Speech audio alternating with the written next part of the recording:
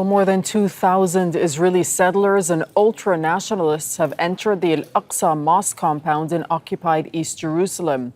Israeli police prevented the settlers from entering the mosque itself. Many were seen performing Jewish religious rituals. Israel's National Security Minister Itamar Ben-Gvir and another minister were among the group. And in the occupied West Bank, Israeli settlers stormed the village of Tuwane. They responded to calls on social media to raid Palestinian villages near Hebron. The settlers arrived on buses under the protection of Israeli forces. Snipers provided additional cover from rooftops. Zein Basravi is joining us from Amman in Jordan because the Israeli government has banned Al Jazeera from reporting in Israel. And of course, Zein, as Jordan being the custodian of the holy site, the Al-Aqsa Mosque, have authorities there been saying anything about that incursion?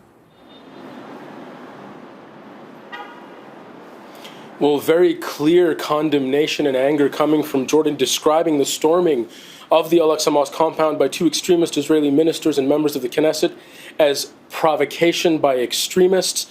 They said that the imposition of restrictions on the entry of Muslim worshippers to Al-Aqsa, meanwhile continuing to enter the compound in this way, is a flagrant violation of international law and historical and legal status quo governing Jerusalem and its holy sites. They described this as Israel's ongoing insistence of allowing extremists to disregard international laws, which is a violation of Israel's obligations as an occupying power. And of course, this is an effort by Itamar Ben-Gvir to push his policy of wanting to change the status quo.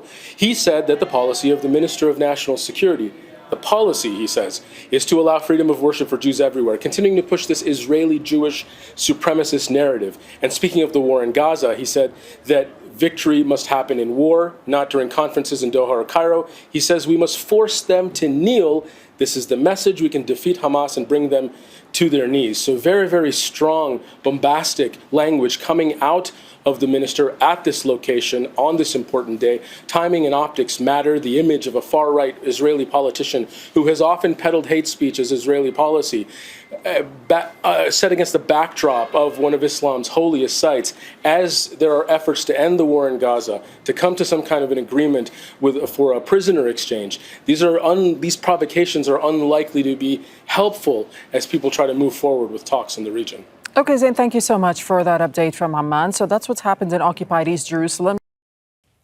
Make sure to subscribe to our channel to get the latest news from Al Jazeera.